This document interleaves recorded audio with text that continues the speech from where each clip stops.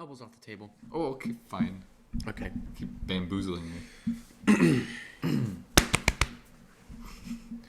I have a new hot take, honestly, on a social psychology. Stanley Milgram. Ever heard of him?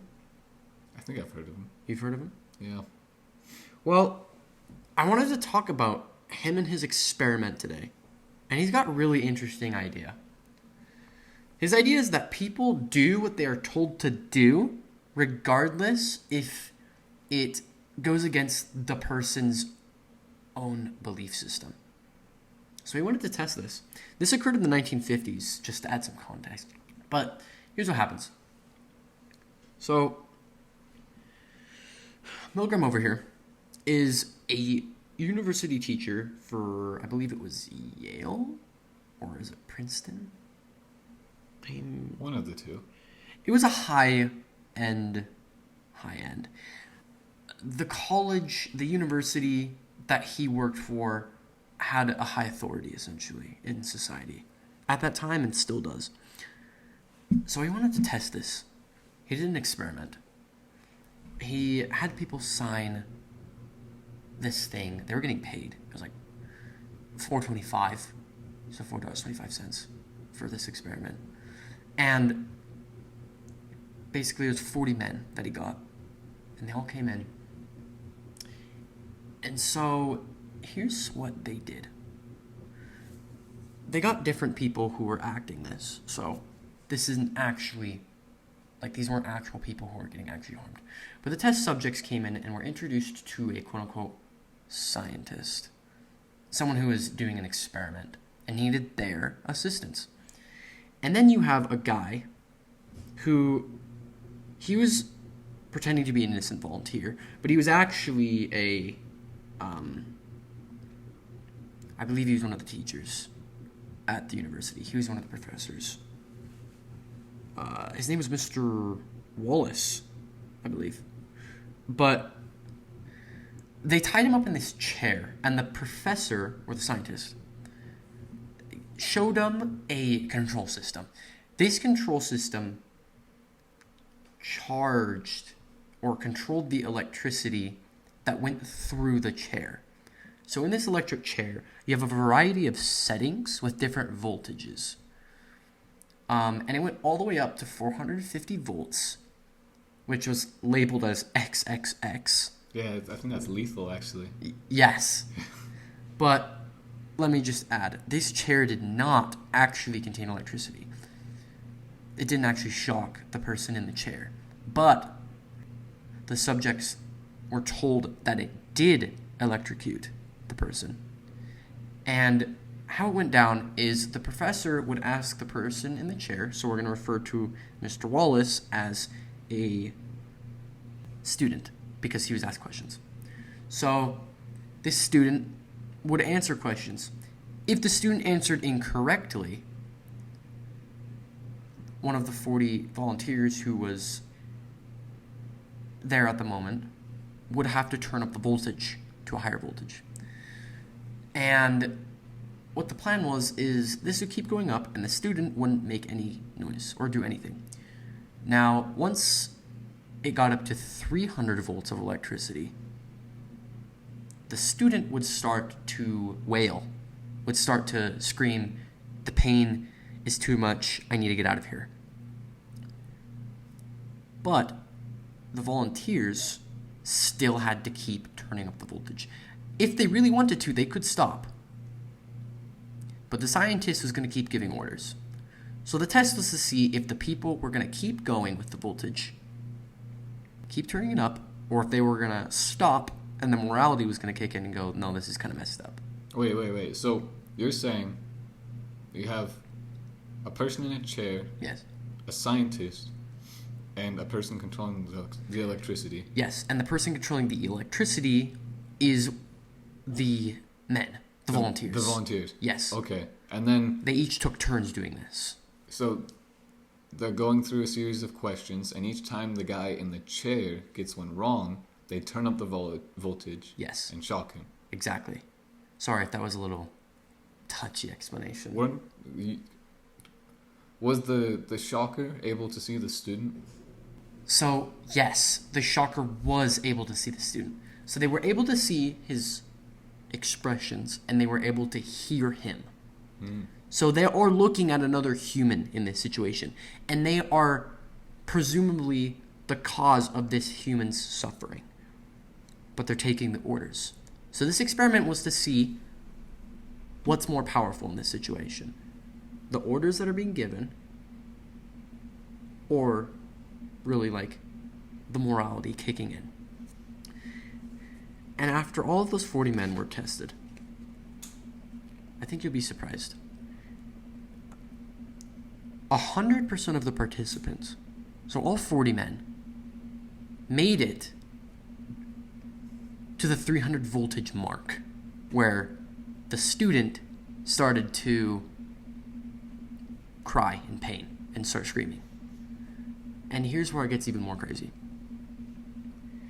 35% of the participants, the volunteers, had shocks between 300 to 375 before they stopped.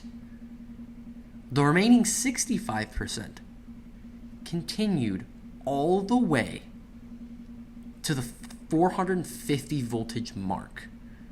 And to make it even worse, I believe when it got to around 400, the student would stop moving entirely. They would stop screaming, they would stop, almost as if they're dead, presumably.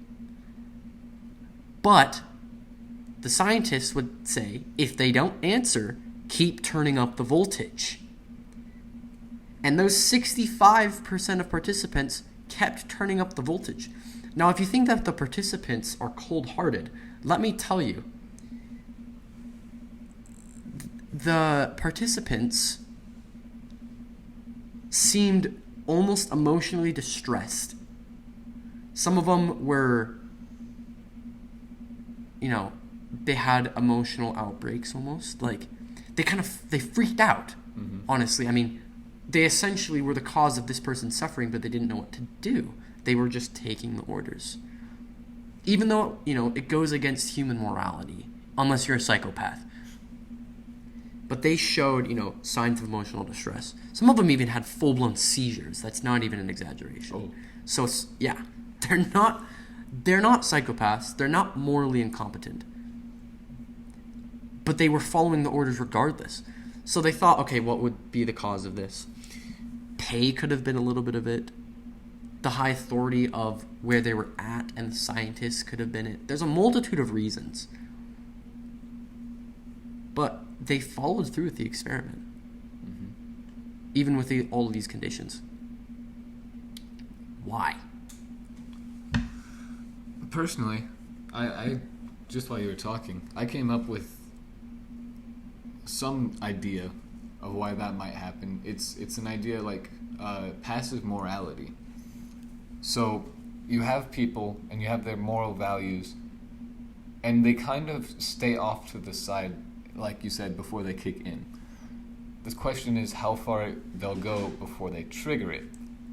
That is determined, I think, by a little theory called Kohlberg's theory of moral development. This is a very old theory. Kohlberg was an older psychologist. Right. Back, I think it's relatively soon after Sigmund Freud, actually. Okay. But the fourth stage, which I think these people were in, it supports this theory, it says that if you're in the fourth stage, then you base morality on the rules. So, and that doesn't seem quite right. I'm not communicating this very accurately, but if you ever went, oh, I'm following the rules so they can't get mad at me, that's fourth stage thinking right there. So these people are upping the voltage and following the rules. And even though something wrong is happening, morally wrong, I think they're comforting themselves with thoughts of, hey, I'm following the rules, no one can get mad at me. So if the person upping the voltage got in a conversation with the person in the chair and the person in the chair was mad at the person upping the voltage, they'd go, "Don't blame me, I was just following the rules. Get mad at the scientists, they were the ones conducting the experiment." That's their thought process. That's what I think is going on. So they believe that they're doing these things and it's almost justified because they're being ordered around. Yeah. I mean, that would make sense. Because I wonder if there's just a sense of security in taking the orders. Because if they don't take the orders, well, they're following through with their morality, but there's also consequences to that, especially in different situations. I mean, in this situation, not much is going to happen. There's no risk. But what happens in a situation like a totalitarian government system? So let's say, for example, let's go back to Nazi Germany. Mm-hmm. Let's think about like awful events, like horrendous events, Holocaust, for example. How do people go through with that? I mean, in that situation, the pure totalitarianism, the culture strips away their free belief systems, right? Mm-hmm. So free belief kind of it's alien almost to them. I guess that could be one thing. But it could also be that the high authoritarian figures in that governmental system, if they were to say no and go with their morality, they could also be severely punished for that. Mm. So I guess it also just applies, like, there's a sense of risk, high risk, when you disagree with either authoritarian figures, people of high power, or groups. That's what I could see. That actually comes from the first stage of Kohlberg's theory of moral development. The first one is acting in a way that'll not get you punished. And that's essentially what people could be doing when they do these horrible, these acts. Mm-hmm. I mean, that example is very, very extreme, but there's also examples of this, like, in our everyday life. I mean, think about back to school, like, almost any example. Let's say you weren't paying attention, right? You're zoning off. Mm-hmm. And the teacher asks for a poll. They're like, okay, how many people think the answer is A? And most of the hands go up. If you weren't paying attention, you're most likely going to raise your hand, right? Because that's what the majority is doing. Yeah, it's a bandwagon effect. It's bandwagon effect, exactly. That could also be in part with this. Mm-hmm. Like, that could play a very valid role. So, essentially, I mean, that would be a really good explanation as to why these people did that. Why people kind of just go against their morality, because it's just still interesting. Like, it's still a strange case to me. Why do people go against their own moral beliefs in these situations? That is assuming that it's also against logic. Well, yeah, I mean, because the main reason people go against their moral beliefs, that's what it seems like from where I'm standing, is to fulfill logic.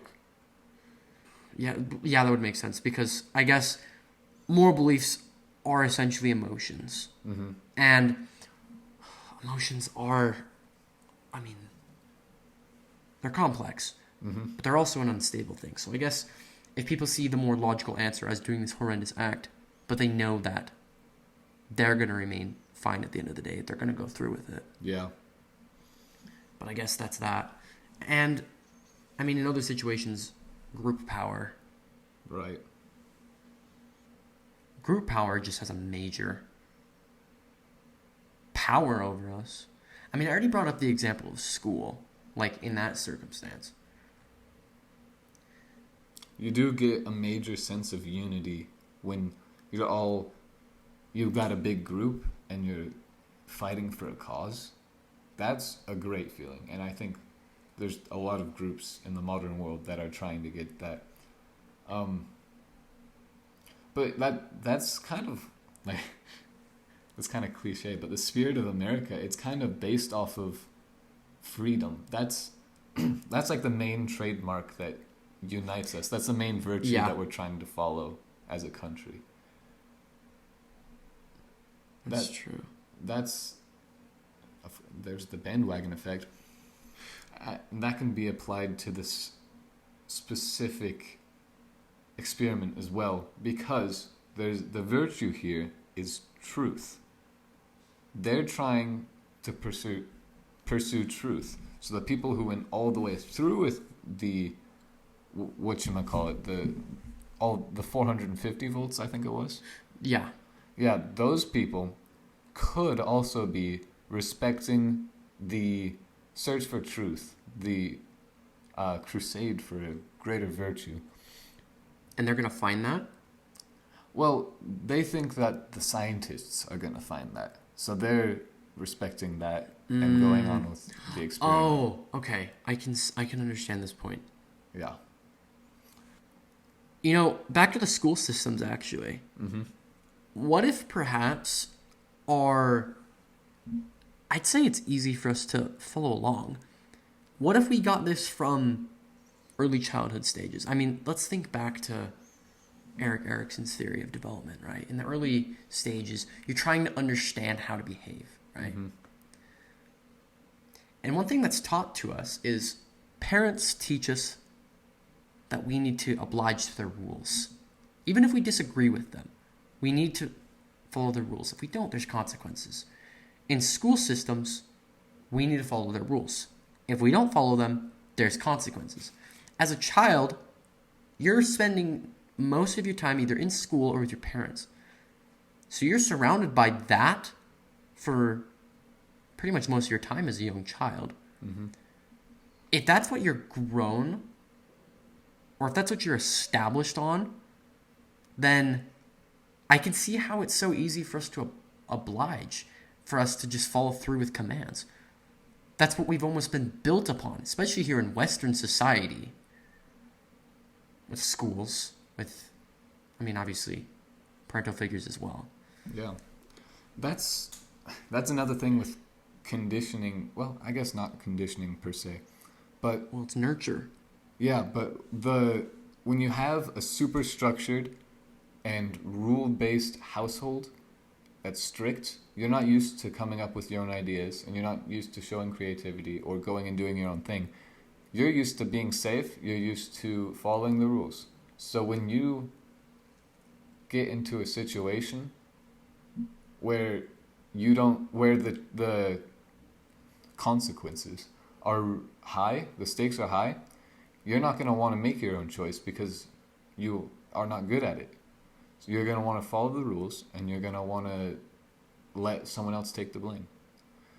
That's the choice here. You can choose to follow your own kind of decisions and conquer the chaos yourself, it takes a lot of mental resources, and you might not do it right. Those are the risks. Or you can be a pawn and safe and follow the rules and let someone else take the blame. That's the choice here. And most people, judging by this experiment, chose to follow the rules because that was pretty high stakes, probably higher than some of these people have ever made in their entire life. I mean, they had almost the fate of this man's life, theoretically, presumably, in their hands. That's pretty high. It's a big expectation to have. The authority figure put all the pressure on them. Mm-hmm. And like you said, this greater, higher authority who's trying to find truth, they'd follow through with it because, this man's life's on the line, but the pursuit of truth and understanding could have been the more powerful directory in this circumstance than moral value. That's what got them to push all the way. The 65% of people who did it all the way to the 450 voltage max. And, of course, they probably weren't... It takes a lot of mental resources to be self-aware as well. So they probably... This might be a big assumption, but I don't think they were being self-aware in this moment. So their automatic response was to trust authority. No. The 35% who stopped, I believe those were the more self-aware individuals. Yeah. So the majority of the people were not self-aware in the situation. We can't tell if these people are already highly self-aware individuals. So, yeah. This is a situation where even people who are already pretty self-aware, I could see the stakes, especially depending on how their belief systems are established. They could lose it. So let's say you're listening to this right now and you're going, oh, but if I was in that situation, I would never. And who knows, potentially, maybe you wouldn't. But those 40 men, majority of them went through with it. We don't know their backstory, but the majority of them did. So the statistics are there, proving that it's a hard thing to get out of. Anyways, this has been Intuitive Deep Dive, talking about the Milgram Experiment, power of groups, and why people do what they are told to do, even though it contradicts their own moral belief system. I'm Camden. I'm Thomas. And remember, There's always another perspective.